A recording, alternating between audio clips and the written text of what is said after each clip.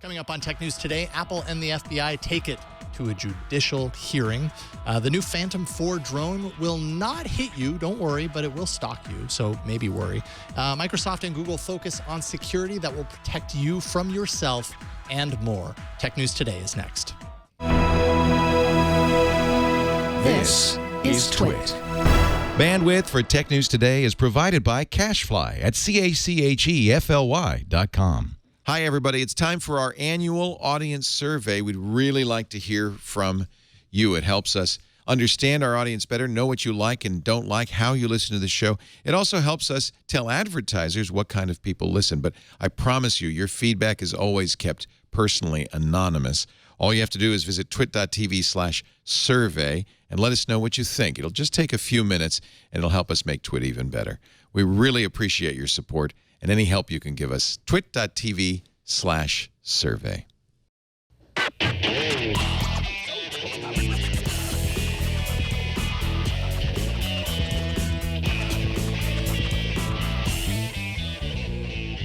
This is Tech News Today, episode 1460, recorded Tuesday, March 1st, 2016. This show is sponsored by NatureBox. NatureBox is dedicated to making smart, delicious snacking easy. They have over 100 ridiculously delicious snacks that get delivered directly to your doorstep. Visit naturebox.com/twit to get 50% off your first box now. And by ScoreBig. Pay less for quality seats to your favorite sporting and music events. Go to scorebig.com, click on the microphone, and enter promo code TNT to save $20 off your first ticket purchase. And by PillPack, a full-service pharmacy that combines modern technology, convenient packaging, and personalized service to make your life easier.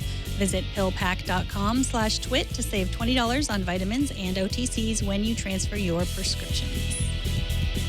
Hello and welcome to Tech News Today. This is a show where we talk about all the tech news with people who adore technology. Oh, they love technology. Yes. In love with technology. Running through a field of flowers with technology. Yes, That beautiful. should be our subline. I am Megan Morrone. And I am Jason Howell. Joining us is someone who I guess I can kind of envision Serenity Caldwell from iMore running through a field of flowers with technology. How's it going, Serenity? Sure. I just frolic through with an iPhone in one hand, a MacBook Air in the other. I'm doing well. How are you guys? We're doing all right. You roller derby through technology. Yes, that's probably more likely. There we go. So you do, obviously, you're with imore.com. You're no stranger to the network, but tell people a little bit about some of the stories that you like to write for iMore, things you do. Oh, gosh. All right. So recently on iMore, I've been writing a lot about the iPad Pro and the Apple Pencil. I do a lot of drawing when I'm not writing up storms for iMore. So I've been taking an angle recently on teaching artists how to draw.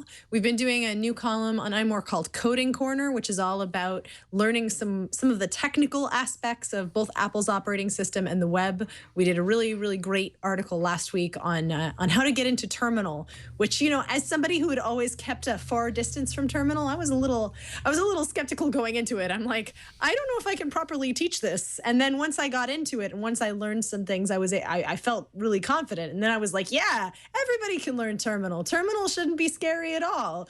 It's much easier than it looks. The screen, the little window shouldn't be as intimidating as it is. It is intimidating. Like I rarely ever use Terminal, which is the problem. Like I know how to use it enough to do the things I need to do. Usually it's, things like, tweaking around with my Android device or whatever. But then I don't use it for such a long time that I forget all the things that I learned, and I almost always have to look it up. I'm scared I'm going to destroy my computer when I go into Terminal. I don't know. That's just fear of nothing, probably. But yeah. Oh no, that's my exact same fear, and I'm really glad. You know what, Jason? Maybe you can jump on board the Coding Corner series with us and conquer your fears. All right. Unix spaces aren't so scary. Let's do it. All right, let's get into the news. Let's do it. Did anyone have flashbacks to the Nixon Watergate hearings today? I didn't because I wasn't born yet, just barely. But maybe you were, and watching the FBI's congressional hearings today might have been just as exciting or more so. Among the items discussed were code as a free speech right, conscription to labor, how the FBI's request would affect people in the U.S. as well as the rest of the world. Do you guys have any favorite quotes from today's hearings? My favorite quote was, "I don't know." Oh, did you hear that a few times? Yes, from James Comey. Yes, there was. I just don't know. Oh, this hearing was pretty fascinating, despite it being a very long C-SPAN traditional. All right, we're going to get a bunch of senators and congressmen basically feeling their way through the strange and often complicated world of encryption. And I was actually impressed just how many folks came in with some of their homework being done. I've seen hearings like this before and in past where, a congressman will come in and have basically require a complete rehashing and ask really crazy inane questions. And while that did happen in this hearing, it happened to a far lesser degree than I expected. There are a lot more educated congressmen and people willing to talk about the actual issue at stake rather than over-bloating it.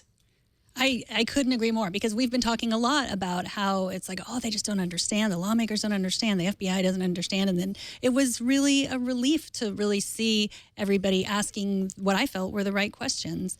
Unfortunately, it did not seem like anyone was compromising on either side, really. Well, of course. I suppose this is day one, so we'll see what happens. Dr. Susan Landau is she's a professional in the security world, and I actually found a lot of what she had to say pretty interesting. She basically said that the FBI is not up enough on InfoSec. Needs to improve its technical abilities as opposed to asking a company to kind of write their way into it.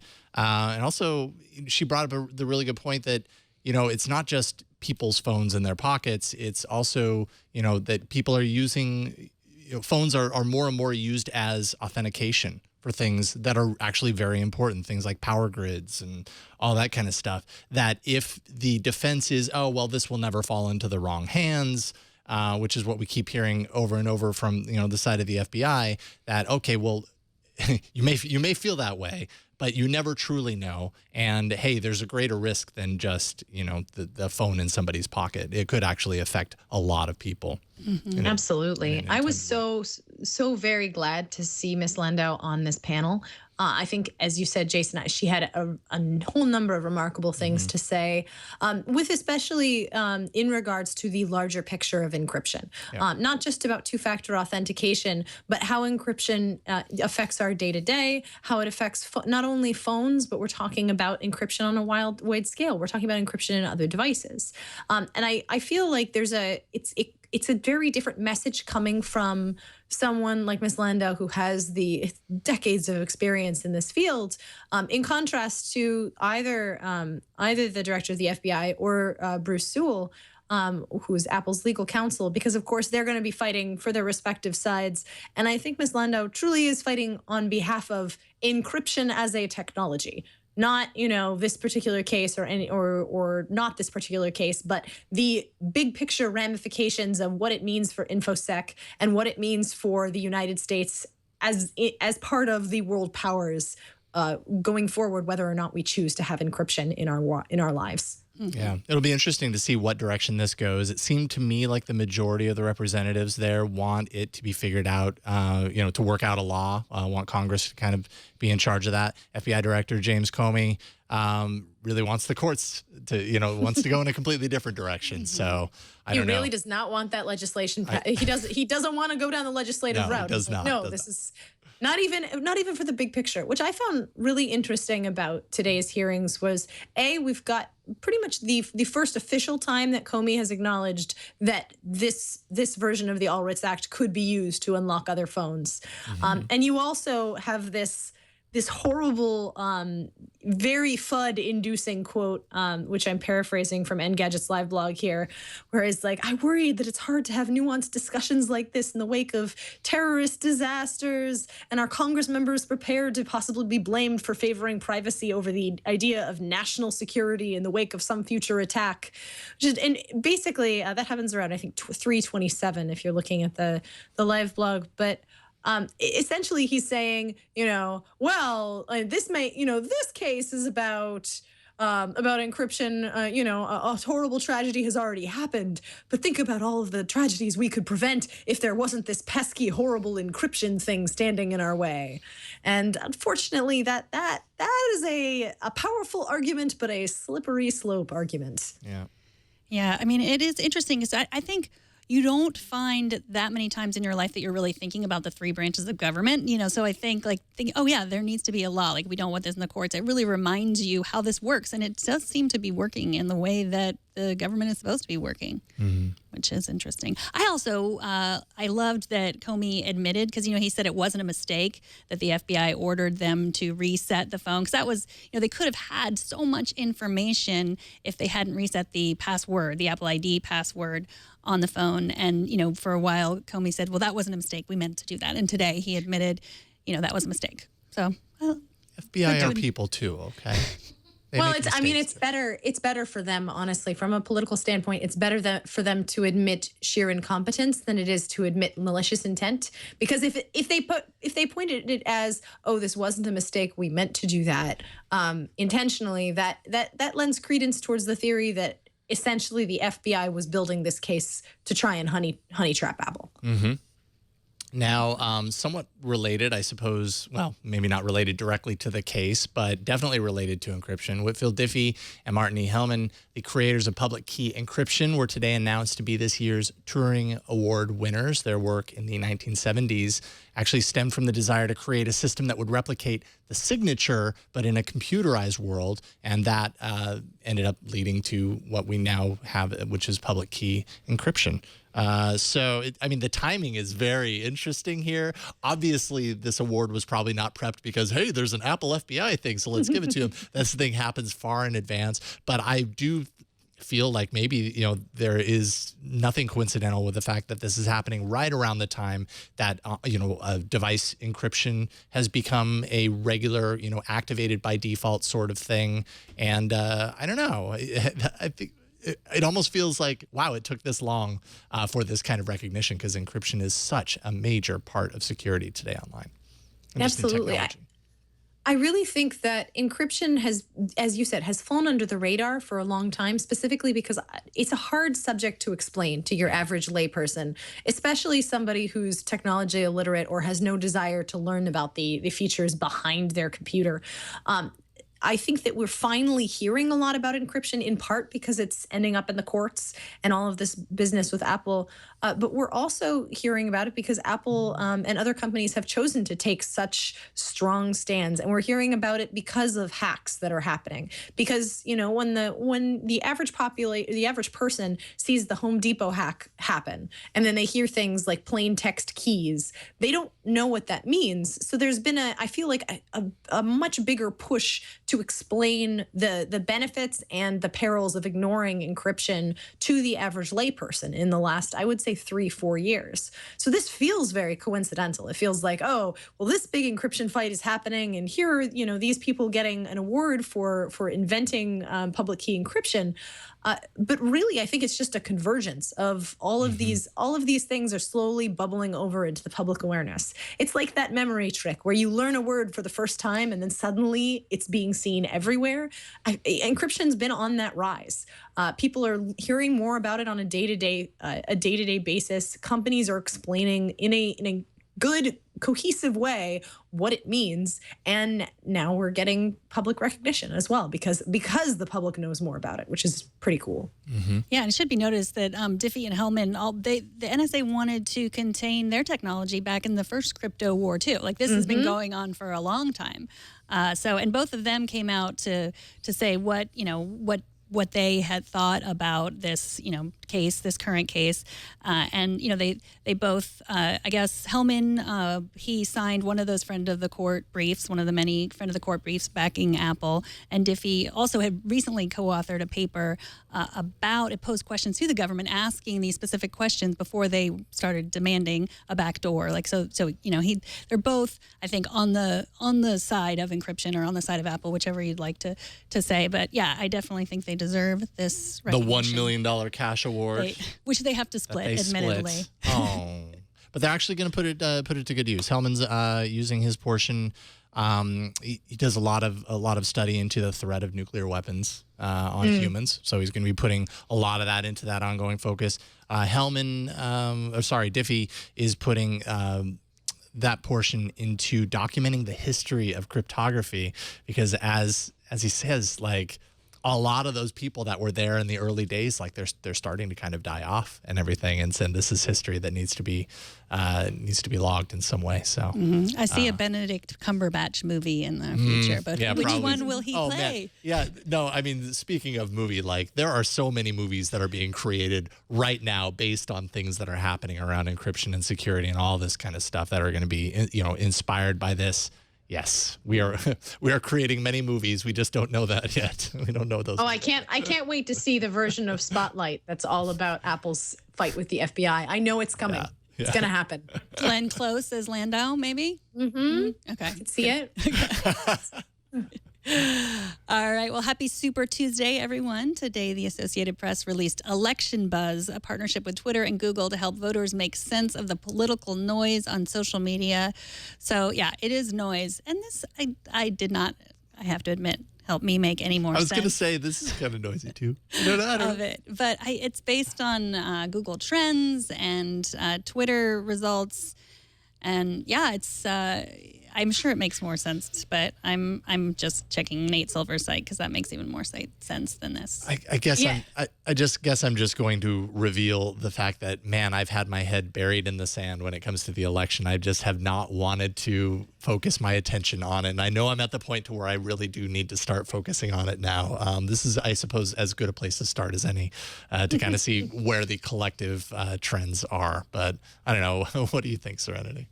Gosh, this page, I have to agree with Megan. The charts are not particularly helpful. Yeah. The charts just feel kind of like charts. I appreciate the comparison between Google and Twitter, but at the same time, it's hard to say what that, like Twitter conversation volume, I'm looking at Christie endorsing Trump. It's like Twitter conversation volume 550 to 2. And it's like, is that tweets per hour, tweets per second? Tweets, and then it's like Google searches, search interest versus direct search.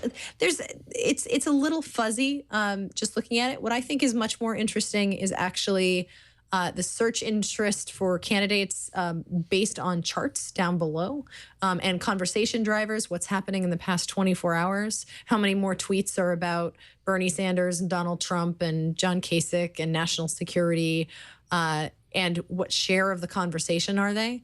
That part is more interesting to me as somebody who likes to follow general Twitter trends.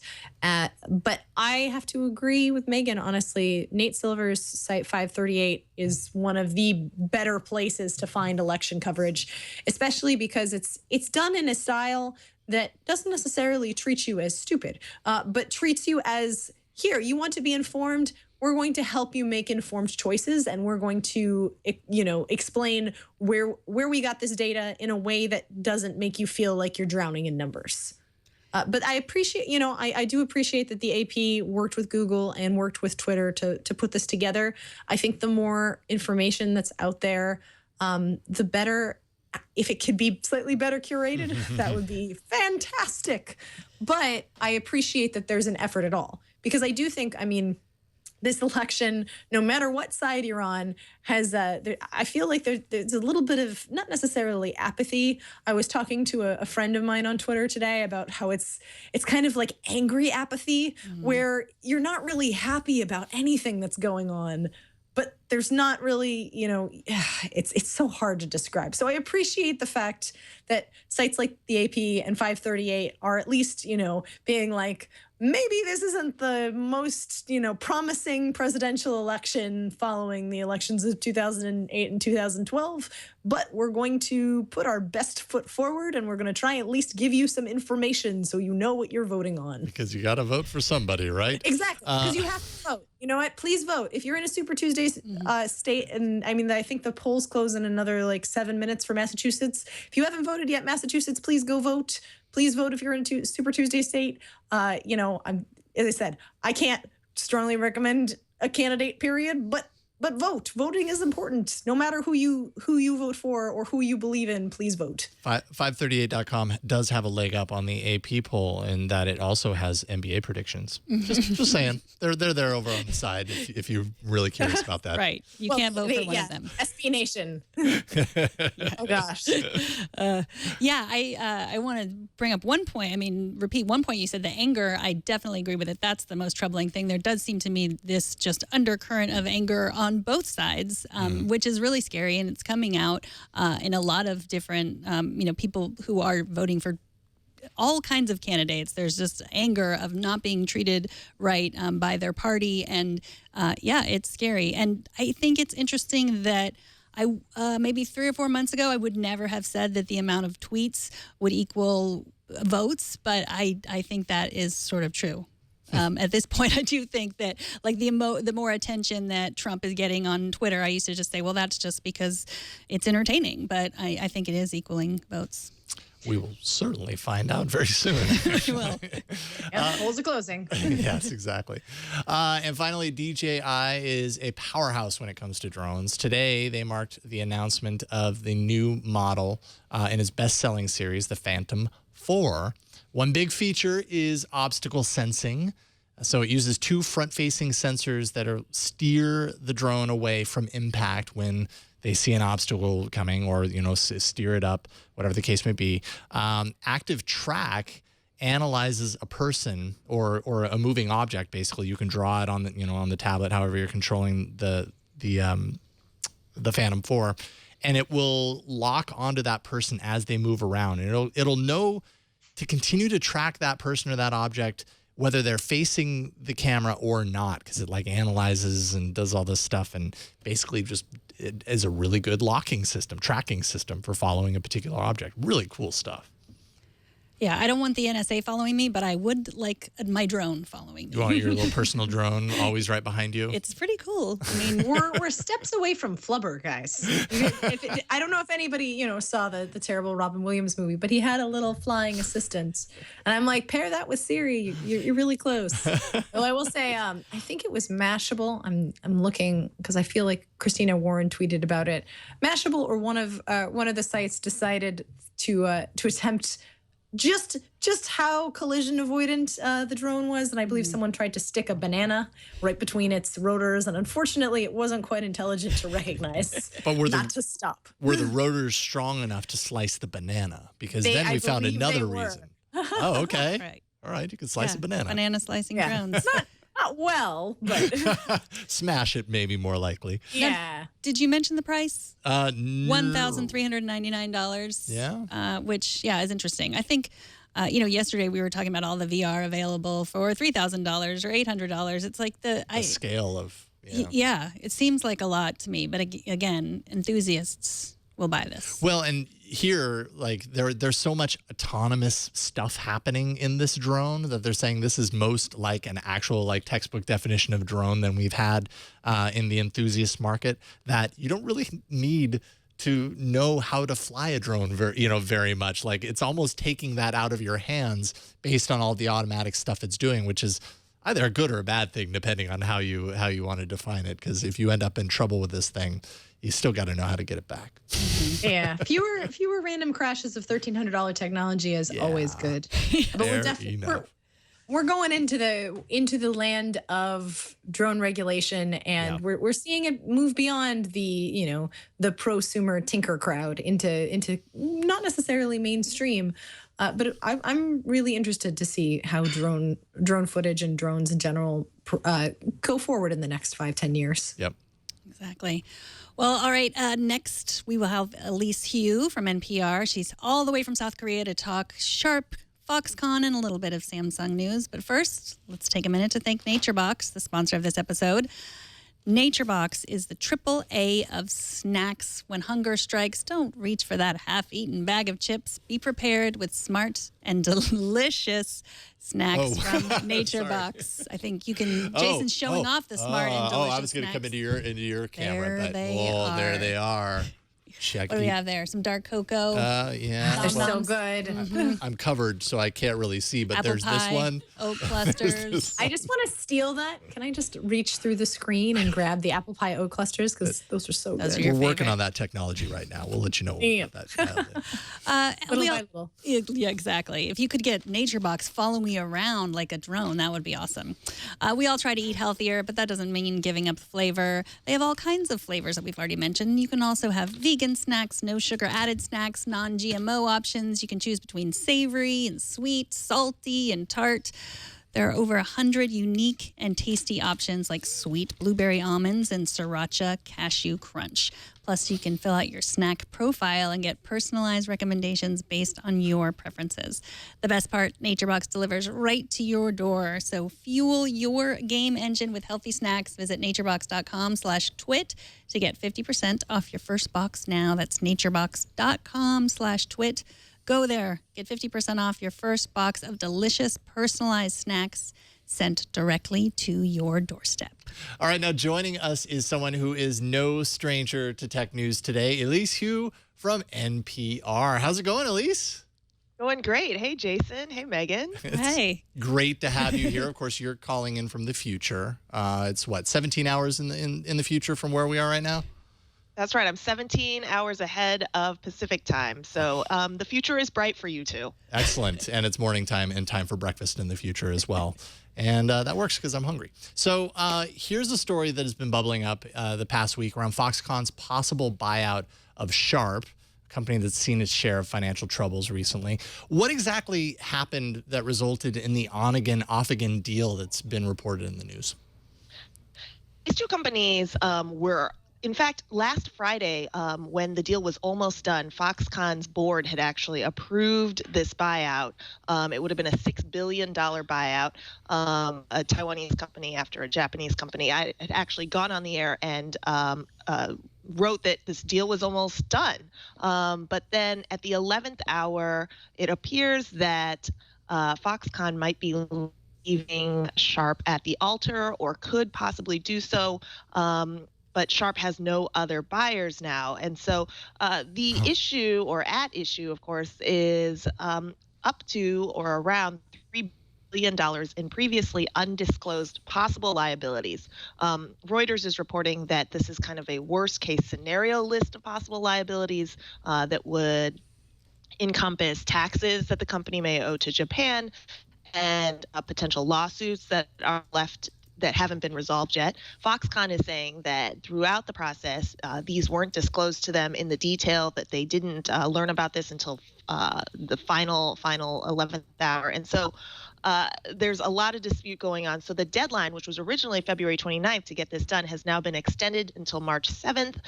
There's acrimony and just bad feelings on both sides. Sharp kind of jumped on its press announcement of the buyout deal before Foxconn was ready. So this has been kind of a mess for the past few days now. And this is a very high stakes, especially for the Japanese company involved, because Sharp's stock has tanked 25% Wow. in the days following this botched deal. Just in light of it. Now, what exactly is so different about a Japanese brand being sold to a company outside of Japan? I think I saw some of the stuff that you were reporting on this, and you made a comment to that effect. What did you mean by that?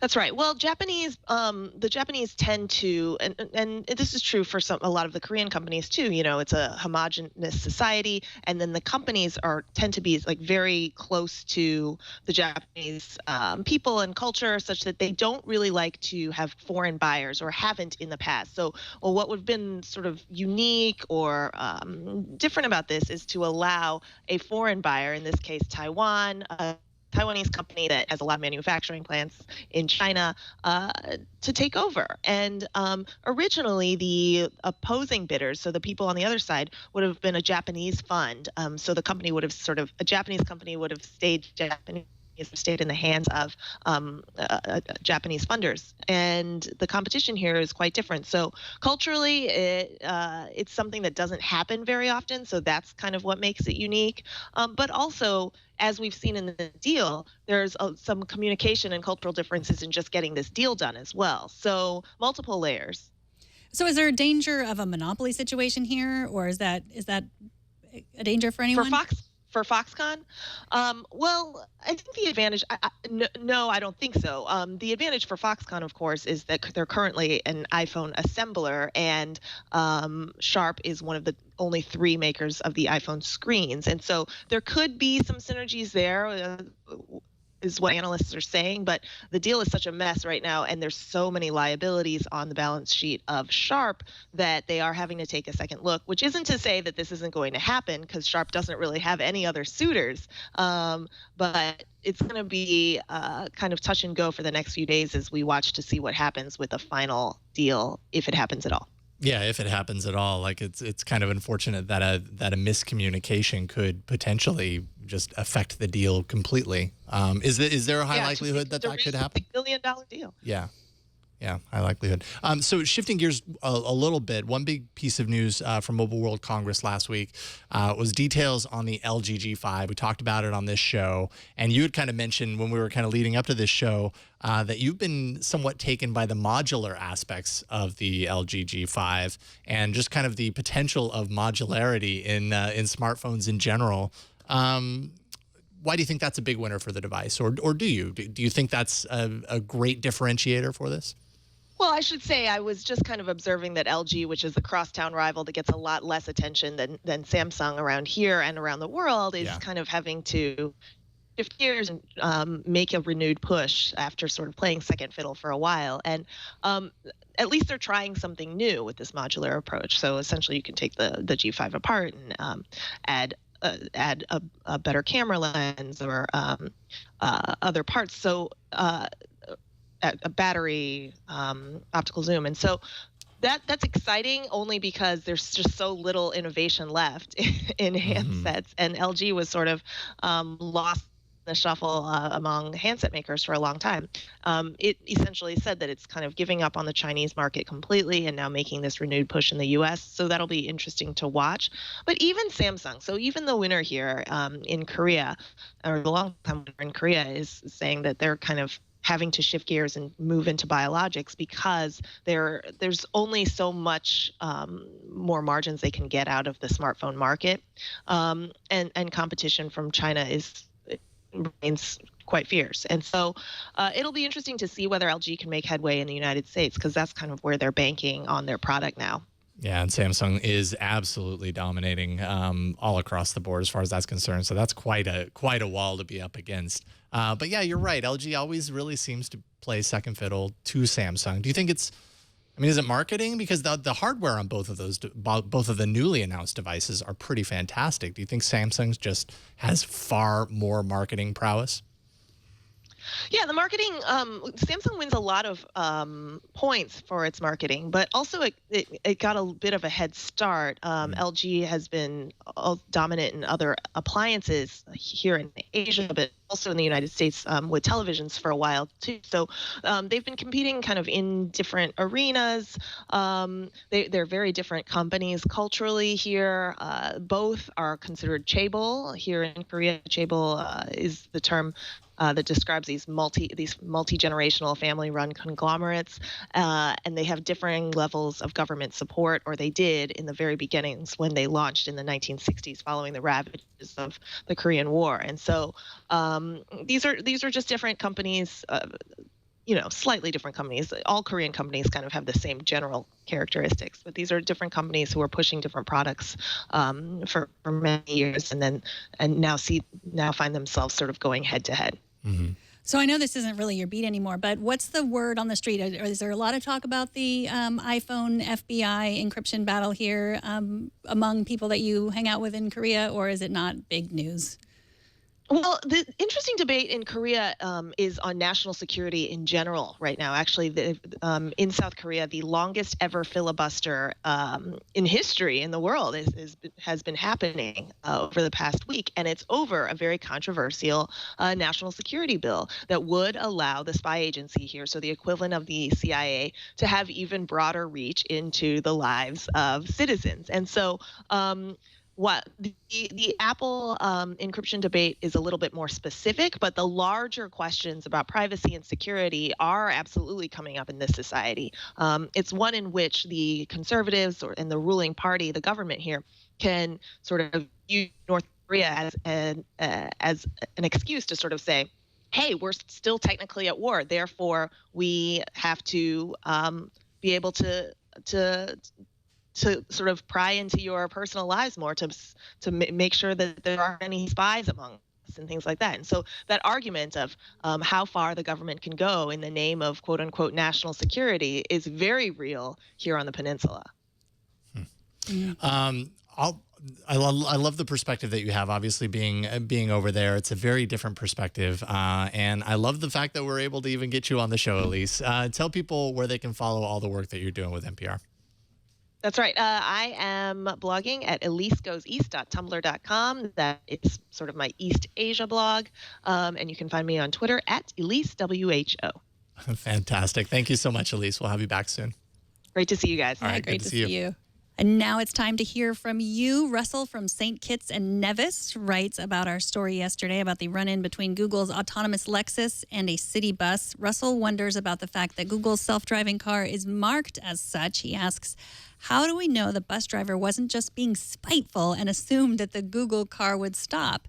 If it were a real driver who might actually pull over the bus might have stopped. Interesting question. So I have wondered that too, because I don't know if there are autonomous cars that aren't marked as autonomous out there in the wild. I see. So what they're saying is the car would be so obviously an autonomous vehicle that the bus is like, yeah, we'll check this out. Right. I'm gonna let it hit me. I don't know if you're that. I mean, I am a bus and I've got passengers and everything, but whatever. Take this autonomous car. I don't know. Yeah, skeptical. Yeah. But I definitely have heard that, like, sometimes they're afraid of them getting in accidents because everybody's looking at them. Like, everyone's like, look, there's the car, there's the car. Right. And they're, like, distracted. And, so I think that's definitely an issue. Are they required? Are they required to demonstrate to the public that it's autonomous? I don't know the answer to the question. I know they're required to have someone in the car. For sure. For sure. I know that for sure, but yeah. But I mean, it's pretty obvious because don't the autonomous cars have like the You've little got thing all on of the top? the telemetry and the 7 billion cameras on all sides. It's pretty. I was living in San Francisco when the first of the autonomous cars came through, and there's one in Los Angeles that I saw when I was back there visiting my folks this past winter, and they're not unnoticeable. Right. I'd say they're very, but I've also never seen one with explicit like Google car branding. So it's entirely possible that this car wasn't Google branded. But again, because there's a person in the car, it kind of negates the like, well, they have to be branded for public safety, because theoretically the person in the car should be able to stop or at least avert horrible things from happening in this testing phase. Sure. Now, there was a crash, but Well, and even the driver said, I would have done the same thing that the autonomous car was doing. Like, I made the same assumption that the car made. So the bus had the right of way, but then they assumed that the bus was going to stop? I guess so.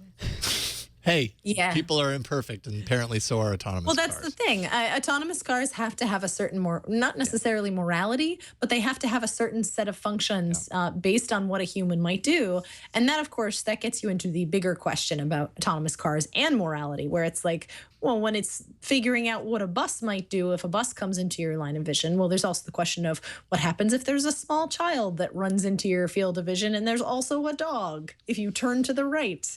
There's there are things that we're in such early days with autonomous cars, we haven't been able to tackle those questions yet. Such complexity. Up next, Microsoft is buckling down on its security with a focus on social engineering. But first, let's take a minute to thank the sponsor of this episode, Score Big.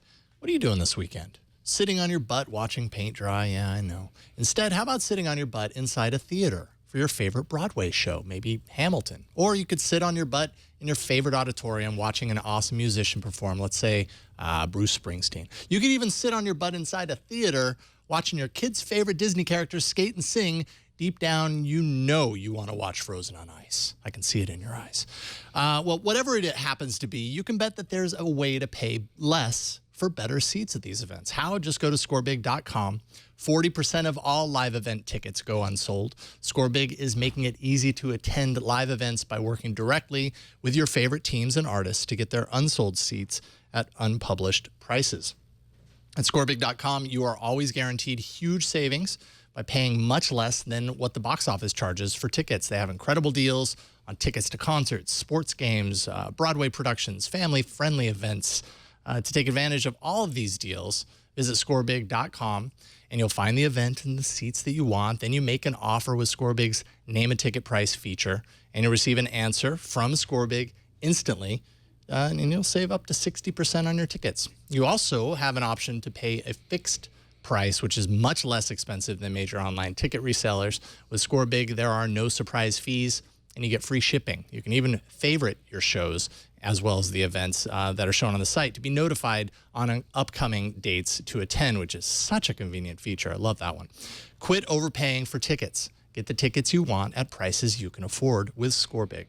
The next time you're planning to attend a game or a show, visit Scorebig first and see how much you can save. Go to scorebig.com, click on the microphone, and enter promo code TNT to save an extra $20 off your first ticket price. That's scorebig.com, promo code TNT. And we thank Scorebig for their support. It is so refreshing to talk about security, not of an iPhone. Matt Weinberger from Business Insider recently got the chance to talk to Microsoft's Terry Myerson about protecting enterprises against social engineering. Welcome, Matt. Hey, how's it going? It's going well. So today, Microsoft revealed Windows Defender Advanced Threat Protection. What can you tell us about it? There's a lot of vowels in there, consonants. No, it's actually very cool because Windows 10, security is a big piece of it, despite all the hubbub over whether or not it's sending your information to Microsoft. That's a separate issue. But the idea is that when Microsoft wants 1 billion users on Windows 10, a lot of those users are going to be in enterprises, big companies, banks, hospitals, yada, yada, yada, yada. They want security. And then in the age of Sony and Home Depot and Target and whatever, it's kind of taken for granted that the best security software in the world, someone's going to get in, right? And at that point, it's about damage control. It's now naive to assume that no one can get into your network ever. So this is cloud security, they were describing it, but not as like not protecting your cloud, but using the cloud to be more secure? That's right. That's right. So what it does is the big idea is Microsoft has basically a finger in every pie, if you want to think of it in a really creepy way. They analyze tons of web traffic, tons of data from Windows 10 computers, tons of data from basically anywhere. They're big, they're everywhere. They know what normal looks like, and they know what abnormal looks like, if you know what I mean.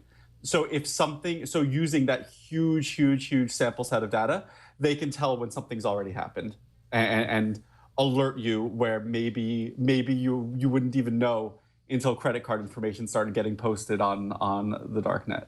Mm-hmm. So yeah, last week Snapchat, someone at Snapchat turned over a bunch of payroll data because they thought that they were talking to Evan Spiegel, the CEO, and they were or emailing probably, and they were not. How does that work? How does technology protect us against being, I don't want to say stupid, but naive? So that's kind of the catch, right? You can't protect against that. All it takes is one person believing that the email is from Evan Spiegel, and then all the software in the world isn't going to protect you from someone who means well and who has an email password. So at that point, it's about mitigating the risk because until everyone on the planet learns to check and make sure that an email is from who they say it's from, it's not going away. Interesting. This story kind of ties into an announcement that Google made today. They released a security feature for Gmail that OCR scans attachments in your emails as you're setting them up for sensitive information before the email is sent. Kind of feels like a new wave of security right now, security protection, where we're being protected from ourselves, kind of like that's right. protected from making that stupid decision. Is this a new focus? Have we seen this much before? I feel like security has long been, kind of about about intruders, let's say, but now we're being protected from ourselves. Is that more effective, do you think? I think that I would actually say so. The problem is when you talk about network level security, it's always an arms race. There are people cracking networks fast as the most cutting edge security experts are closing holes. That's why you get Heartbleed, stuff like that, right? But like the vast majority of issues, the vast majority of data breaches, first off, they don't make the news. And second off, it's because people mean well and accidentally leak everything everywhere. So I think that technology is now at a point where it can more safely guard us against ourselves. There have been email systems for a while that'll, like, if you're sharing a social security number or someone's medical records, it'll scan the text of the email and be like, you probably shouldn't share that credit card number. That's existed for a while. But the ability to actually look at documents and actually get a better sense for what people are actually sharing, that's something where technology has caught up with the concept. If that makes sense. It does. So it's not available yet, but they've been using it internally at Microsoft. Did you get any word for how it was working so far for them? So Microsoft, I asked Microsoft if they were using it internally, and all I got is yeah, we found some stuff, which I was like, yeah, I'm sure you did. I'd like to read that report, but no. So they're testing it internally mostly. There are some early customers, but stuff like this, when you're dealing with data that's this sensitive, you don't want to rush it into production, right? You don't want to rush it out into the world. So they're making it available to Windows 10 insiders first, which is their beta program. After they get a really good sense for how it's working, then they're going to start talking about rolling it out. And just to be totally clear, this is for businesses. So even though your consumer, your Windows 10 laptop might be feeding data into the Great Beast, you're not going to have this particular technology on your personal computer necessarily. And did they say that might be something they would do in the future for personal use? I think so. Windows has Windows Defender, which is its built-in antivirus solution. I will eat my shoe on Neil Cavuto if something like this, some kind of data detection thing doesn't come back to Windows Defender at some point. But the whole idea of scanning a whole wide, broad network, it's not something that most people would find super useful anyway. We have him on record saying that he'll eat his shoe. Right. Editor, note that for the shoe eating thing. That's right. That's right. Well, if you happen to have Neil Cavuto on speed dial, then you make this happen. I feel like that comment did more for Neil Cavuto than anyone else, because I was like, I didn't know who that was before. I don't know. I think this is the year John goes all the way. Yeah. There you go. I would like to say, well, Matt, thank you so much for joining us. Matt Weinberger is at Business Insider and at Gameoid on Twitter. And I know that you recently got to play Minecraft on the Oculus Rift. Is that correct? I did, and it was awesome. And it has me sitting there on the Dell website trying to figure out if I can afford an Oculus gaming rig. Who would think that Minecraft with blocks would be the killer app that made me go, yeah, all right. Right. Well, cool. It's cheaper. It seems perfect, actually. It seems like perfectly made for it. Yeah. Who didn't want to encompass themselves in a world of Legos when they were 7 and still secretly harbors that today? And it's like when you're exploring a cave on your computer, it's like, oh yeah, cool cave. But when it's in VR, it's like, oh my God, this cave is horrible and I'm claustrophobic and yada yada. Right. And you can get that for the low price of. Yeah. And yeah, you can play on the Oculus Rift for $600 plus the computer, whereas you, right. have to pay. I'm thinking of selling a kidney or a lung. Okay, good to know. If you guys want to watch that video, it's up on Business Insider, and Matt links to it on Twitter too. So thank you so much, Matt. Thank you. Thank you. Have a good one. You too. All right, TNT's fan of the day is another Matt Borkin on Twitter, who says, quote, I watched TNT on a Nexus 6P through an iPhone 6 and then through an iPhone 6S. Nested TNT. I'm sure many people watch this way. That, or you are the only one on earth who watches this way. Either way, one of those is true. Show us how you watch. Yes. It really is. Hey, well, we got 3 views out of that, right? Is that how it works, right? You watch it in 3 different. No, I don't think it works like that. Show us how you watch or listen to TNT. Just record a video, or you can take a picture of yourself or your setup, post it to Instagram, Google+, Twitter, Facebook. Use the hashtag HowIWatchTNT, and we will find it.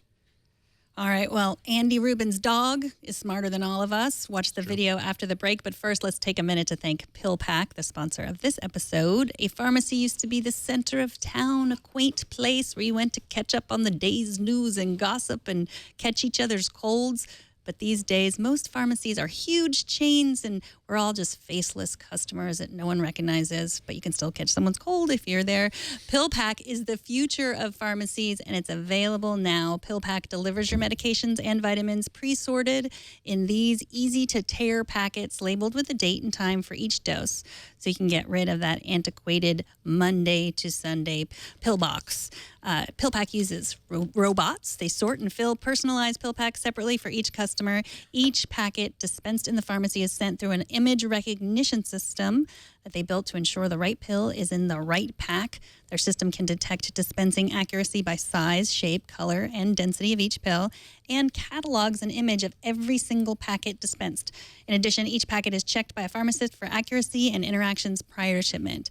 If you ever have any questions, their pharmacists are available to you 24/7 from the privacy of your own home. No more long lines or awkward pharmacy encounters. They proactively contact your doctor to manage your refills for you so you never run out. Switching to PillPack is easy. Sign up on their secure site and they will take care of everything for you. They're also compatible with major insurance plans, most of them, including most forms of Medicare Part D. No extra costs beyond your standard copays. Shipping is always free. There's also a PillPack medication reminder app for the iPhone and for your Apple Watch. PillPack has brought the pharmacy into the digital age, and once you make the switch, you'll wonder how you ever lived without it. Visit pillpack.com/twit to sign up now. Their site is beautiful. It only takes 5 minutes to sign up. When you use our link and transfer your prescriptions to PillPack, you'll get a credit for $20 worth of vitamins and OTCs. That's pillpack.com/TWIT. Well, you might know Andy Rubin as the former head of Android or the previous manager of Google's robotics division, which includes Boston Dynamics. But I know Andy Rubin as the owner of the dog who will save us from the robots. Let's watch the video. So there's Andy Rubin's dog. So cute. He is really cute. Wait a minute, that's Andy There's his Rubin's other dog dog. also, isn't it? So, that's Spot. That was the military-grade robot that they put him out of commission last year. I don't know if you heard, they put him out to pasture because they were too loud, and even though they could run really fast, a lot faster than you, but they no longer use them because they weren't good for the military. That little trotting just kind of freaks me out every time I see it. That is one brave dog. That's all I got to say. Serenity, I'm a fan of your dogs. I see them on Instagram a lot, and I enjoy your photos of them. So I know that you know about barking dogs. What do you think about dog versus robot dog? Well, I have to say I'm impressed with Andy Rubin's furry dog.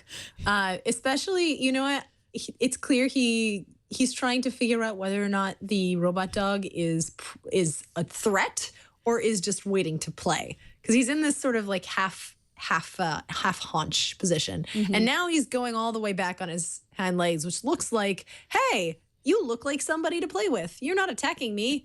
Come on, do something. Do something already. He's hurting him right now. He's just kind of like, hey, go this way. Go this way. Let's play. Where are you going? Don't run into the car, though. Yeah, where are you going? Well, he's a remote controller. Oh, okay. Don't run over by that car. First, we poke them with sticks. Then we sick our dogs on them. So this, what next? What next? So sad. Did you guys see the redo of that video with just sad Boston Dynamics robot, where they just make a voiceover of him and he's just like, Box, I love Box. Please don't take Box from me. And then it goes, in a predictable Terminator-esque place where the robot storms out the door is like, Dave taught me Box is love. I must now crush Dave's love. Dave loves family. It's very funny and very cute. But you know what? On one hand, I think that the Boston Dynamic robots are incredibly cool as a robotics lover, but also incredibly terrifying. Cheetah speed running robots probably have really, really useful places in things like war, things that can crouch down like that. Poor Andy Rubin's dog is just like, well, you're lying down now, but I really hope we were going to play. So with cats, all you need is a little laser pointer. Yeah. With dogs, all you need is a Boston Dynamic robot dog. Yeah. And in a perfect world, we would all have one, and our actual dogs would have companions. Yeah. Steve Jurvetson, he's a partner at the VC firm DFJ. He took the video And he also coined the term the Un-K9 Valley. Oh, he needs to go to moon jail for that pun, I think. I kind of like it. K9. My other favorite part of that video is like all the people talking, underneath the video that they probably, they must have assumed it would go viral, but someone was saying like, oh, wouldn't it be poetic justice if Andy Rubin's dog got taken out by the robot? And I was like, I wonder if that guy still has his job. Yeah. Especially considering it was on a remote control. So if that happened, that it actually would be Andy Rubin's fault. Yes, right. Exactly. That was I one don't of know his if Rubin was staffers. piloting it, but still, yeah. He's like, finally, I have the ability to stick it to Andy Rubin. Well, Serenity, it has been a pleasure to have you. Thank you so much. Thanks for rushing in at the last minute to make it here, even though you're teaching a class at Emerson. What else are you up to? Oh gosh, let's see. Well, I play roller derby, which is kind of my not so secret pastime. I'm playing with Providence roller derby this season, which I'm pretty excited about. At iMore, doing lots of really, really cool stuff on upcoming iPads, on potential rumors of the iPhone SE. I've been doing a weekly iPhoneography column on iMore as well. And when I'm not doing tech stuff or roller derby stuff, you can find me on the Incomparable.com's radio theater podcast. We're in the middle of our first season. And if you like stories or old-timey radio, or you just enjoy podcasts from tech nerds doing ridiculous theater and ridiculous accents, it's a pretty good time. And I recommend people check it out. Yeah, it is fantastic. Awesome. Thank you so much, So Serenity. great getting you on, Serenity. Thank you. Take care. We'll talk Bye. to you It's a soon. pleasure. See you guys. All right, tomorrow's guest will be Lindsay Turrentine from CNET. Welcoming back Lindsay once again. TNT records live every Monday through Friday at 4 p.m. Pacific, 7 p.m. Eastern, 12 a.m. UTC at twit.tv/live. You can be a part of the show. Just email us tnt@twit.tv or leave us a short voicemail at 260-TNT-SHOW. And you can find the show on Twitter. We are at Tech News Today TV. We are also on YouTube and we're on Facebook, but the best way to get our show right away is to subscribe to it at twit.tv/TNT. We also have a newsletter. You can find that at twit.tv/newsletter and find us on Twitter. I am at Megan Morrone. And I am at Jason Howell on Twitter. Thanks to our technical director, Kara Cole, and all the folks who help us produce this show every single day. And thanks to you for talking tech with us today. We'll see you tomorrow. Bye, everyone.